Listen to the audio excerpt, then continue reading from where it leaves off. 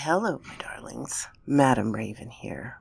I'm bringing you another short mini episode today. I bring you a story entitled I Met a Time Traveler in the Newborn Nursery by RazielDumas. It was at the time the happiest day of my life. My beautiful daughter Rebecca was born a year ago, and my family is still going strong.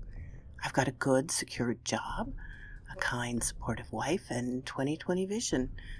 What could possibly bring me here? It was in the hours after Rebecca's birth that it happened. Sadie was sound asleep after enduring labor, and I was feeling restless. Not to mention that I can never sleep in those hospital chairs, and wanted to get another look at my daughter before we brought her home.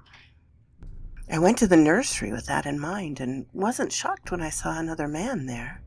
He had steel gray hair in a marine cut and an uncovered blank glass eye on his left side, scars all over his face, and was wearing a brown coat that draped over him, going down to his heavy-looking boots. He smelled heavily of cigars and diesel gas. Already exhausted, I made the active choice not to give him too much thought and fixed my eyes on Rebecca. "Beautiful, aren't they? Unblemished by the world's concerns," he said in a clear voice that made Tom Waits sound pleasant in my direction. Yeah. I straightened up and, resigned to a social meeting I hadn't anticipated, went to shake hands with my new friend. "Henry, that's my daughter Rebecca right there," I said, placing my finger on the glass. "Which one is yours?" "None," he said, not shaking my hand. "Both of his in that coat." I quirked an eyebrow and looked at this man skeptically. My first thought was to call security, but this cable-looking guy was not going to go down easily or at all, just from a casual look. "What are you doing here, then?" I asked, flinching at my blunt question. "Observing," he said simply.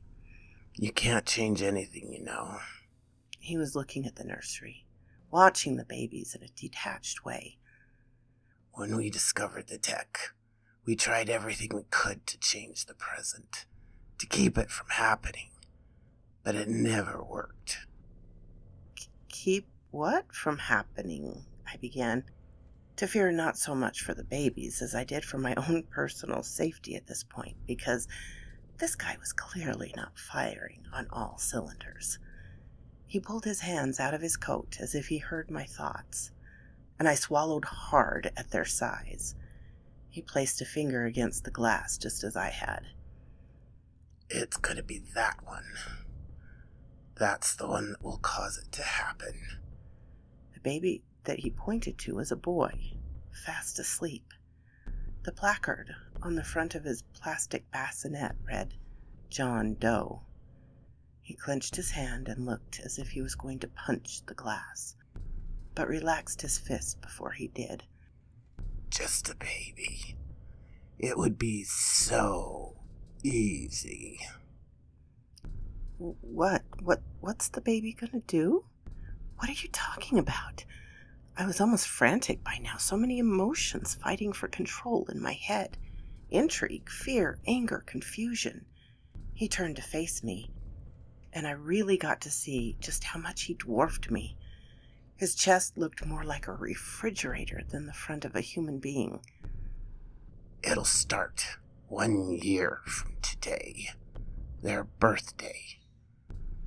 A school in Boulder, Colorado will be attacked, and from there, it will fall like dominoes." My eyes went wide as I realized what he was saying. "When are you from?" The slab of rock, chiseled to resemble a face, broke into a rueful smile. "Sooner than you'd believe." He turned and walked out of the room.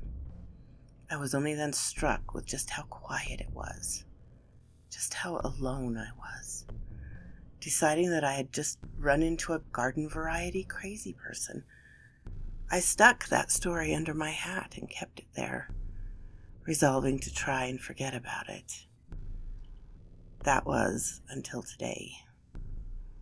Sadie was setting up for Rebecca's party. When I objected on the grounds that a 1-year-old can't enjoy a party, she reminded me of how long it had been since I had seen our friends, with CNN on in the background. Wolf Blitzer was on, looking more harried than usual. "Turn up the TV, please," I asked as I walked closer to the unit to watch more closely. You for staying with me this hour. We return to the news of the horrifying attack on a high school in Boulder, Colorado. There was more to the story, but I couldn't hear it over the rushing blood in my ears. What had the stranger said? Sooner than you'd believe? So quoth this raven.